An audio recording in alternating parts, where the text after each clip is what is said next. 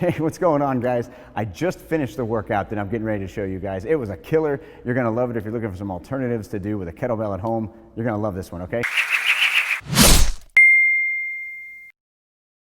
Today's format is gonna be a descending ladder, which means we're gonna start with 50 reps with one exercise, then we're gonna go to 40 reps with a different exercise, then 30, 20, 10, and here's the kicker, you're gonna work your way back up, and you wanna be able to do it all in 25 minutes or less, okay? So here we go.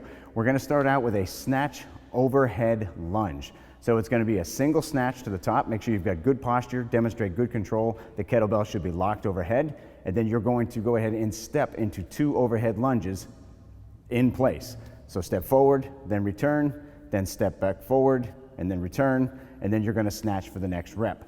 50 reps of those, okay? So it's 1 snatch and 2 lunges per every rep. How you break these up is up to you. It should equal out though to about 25 reps per side. The next one we have is a halo. You're gonna hold the kettlebell. If you've got multiple options on kettlebell, you're gonna be in a much better position. Hopefully you just don't have a tank at the house and you're trying to work with that one.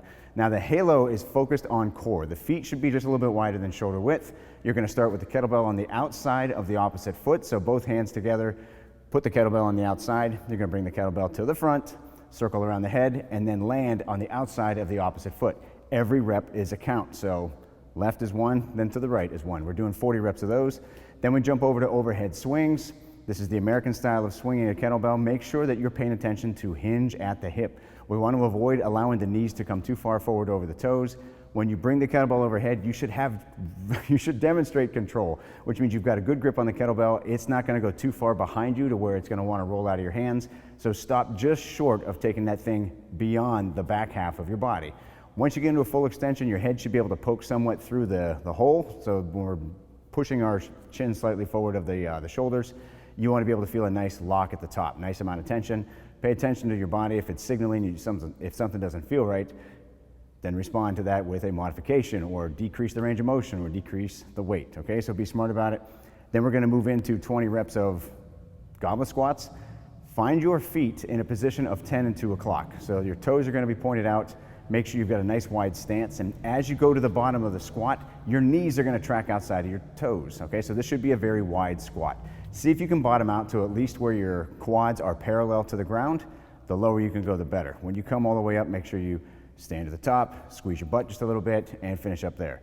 Then we're gonna finish with some front shoulder raises. This is gonna be 2 hands on 1 kettlebell. Now, as you raise these up, you wanna make sure that you're leading with your elbows. If at any point your elbows end up below your hands, the height of your hands, then the weight is definitely gonna be too heavy. It should be a smooth pull from the bottom resting position all the way to the top. With a kettlebell and your hands, typically I'll put the hands in between me and the kettlebell. The hands are gonna come up just under the chin. Pause there for a second, make sure both elbows are up and you're feeling this in the anterior part of your shoulders, and then go ahead and return it back down to the resting position at the bottom. Now here's the cool thing, you can take as many breaks as you want to, but you do have a 25-minute cap, and the goal is to try to work your way back up this ladder. So 50 snatches with single leg lunges, 40 halos, 30 overhead swings, then we've got 20 goblet squats, and then we have the 10 shoulder raises. Work your way back. Take breaks as you need to, and remember, pay attention to your body's feedback. It's not just talking to you just to talk to you. It's telling you that something hurts or something isn't right. Pay attention and respond with a modification, whether it's range of motion or weight. I hope you enjoyed this workout, guys. This one was a killer. We'll see you on the next one.